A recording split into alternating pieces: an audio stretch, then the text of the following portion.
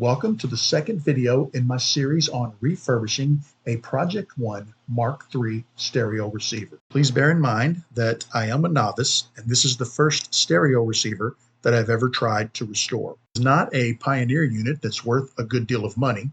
It's a middle-of-the-road unit that I acquired at a very reasonable price. I will be using compressed air and a soft brush to clean the dust out of the unit. There's a very good possibility I'll make mistakes with this refurb, so please be constructive in the comments and share what I can do better or differently.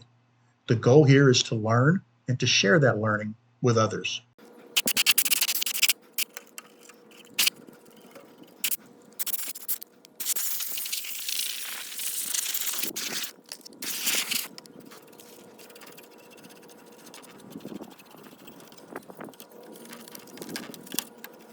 I'm not going to stick the brush in here because the wire that controls the dial runs right down through here and I don't want to take a chance of damaging it.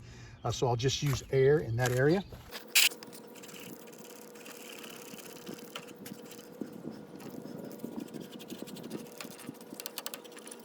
I don't see any capacitors that are swollen. That's a nice sign.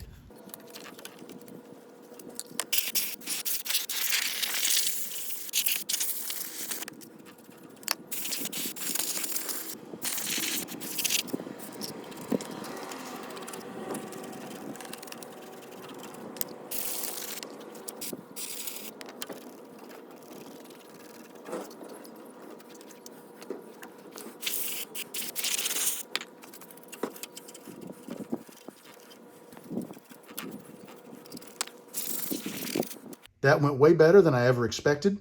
I was able to remove a huge amount of dust and dirt from inside this unit. I want to turn my attention to the front of the unit.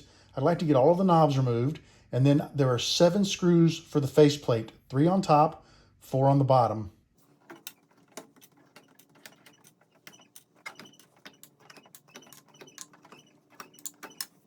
For the tuning knob, there's a hole in the knob. That's where the mud daubers attempted to build a nest. And I tested and found that it is a 2mm Allen key. So we're going to loosen that up. It's very loose already. Comes right off. With this Allen screw, you don't need to take it all the way out.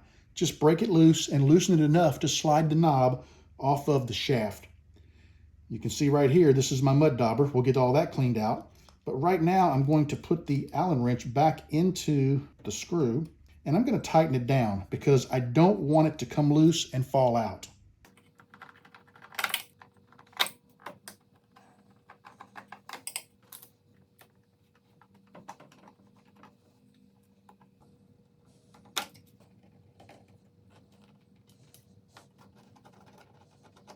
I'm doing what I can to keep all of my parts organized and to avoid losing them. The front panel is now loose, so let's see if we can gently coax it off of the unit. I'll bring it forward. Look at that, nice and easy. With my compressed air and my brush, I'm going to do a little bit of cleaning on the front panel. I will remove this push knob so that we can clean that. I'm not going to use the brush up here because I don't want to damage this needle. I am going to blow from a slight angle. I don't want the direct pressure on this from both directions to see if I can clean out any dust that's lingering in that area.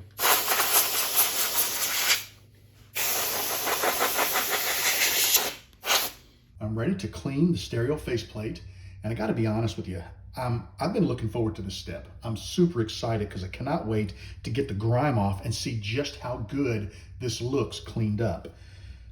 Full disclosure, because I don't want to take a chance at messing up the finish or messing up any of the lettering on the faceplate, I did a little research online and I found a website called Skylab.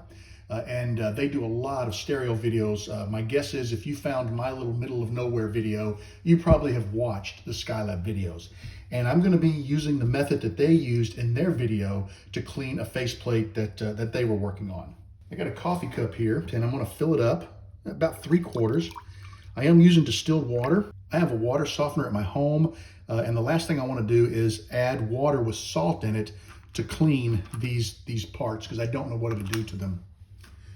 I've got some Formula 409 here, and we're going to put about 10 squirts in the cup.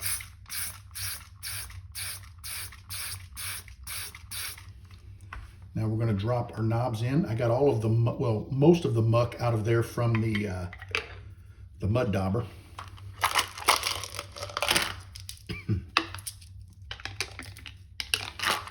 By the way, the switch came in, the switch I was missing. So I have all of the switch caps now for the stereo. So we're just going to leave them in the cup, let them soak. As a matter of fact, I plan to drop the feet in as well. They're just plastic, so I'm not worried about hurting them, but they're pretty grungy as well. So we're going to put them in there and let them soak along with the knobs. And what I was told to do in the video is just hit this with some Formula 409. I've got a soft toothbrush, and we're just going to do a little scrubbing.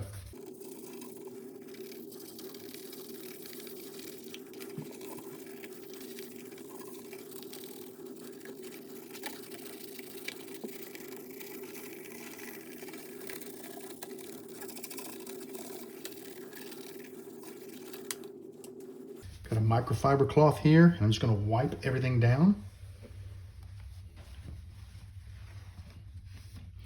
I can already see a huge difference. And there is one little nick there.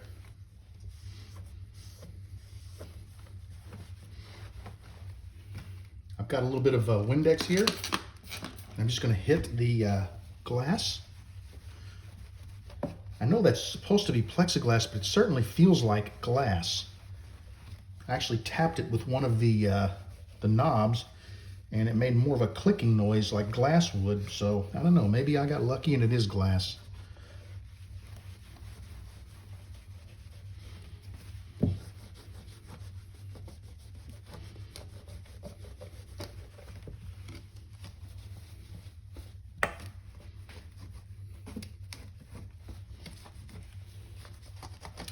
Okay, I've wiped it off. I'm going to flip it over now, and I want to take a little bit of stock in the back and see what it looks like. One of the little felt pads fell off of the switches. I'll lay that aside. Let's wipe out the back a little bit here.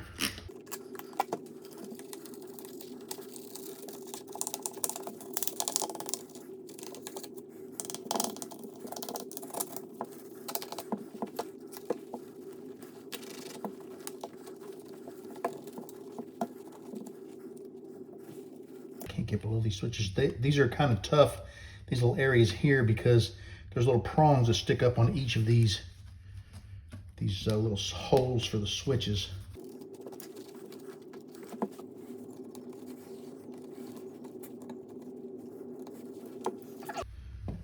Okay, let me wipe this side one more time for anything that came through the holes. And I am very happy with how that faceplate looks. I'm going to set it aside, and we're going to clean everything in the coffee cup.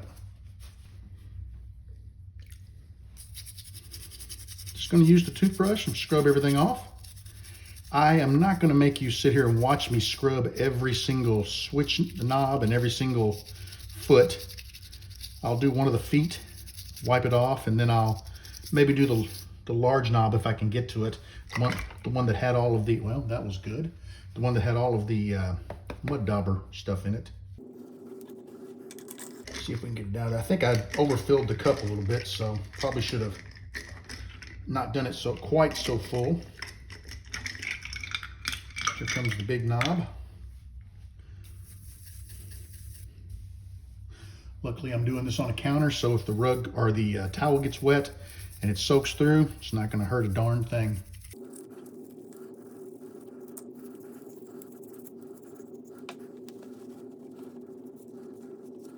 Cleaned up nicely. It looks really good. I'm going to shut the camera off, finish cleaning all of this up, and I'll come back and give you one last look before I take it back out to the shop. I just finished cleaning everything, and I couldn't be happier with how it turned out. For a 50-year-old receiver, this thing is in pretty good shape. It's not scarred up. It looks absolutely amazing. I cannot wait to get it put back together and to hear it play music again.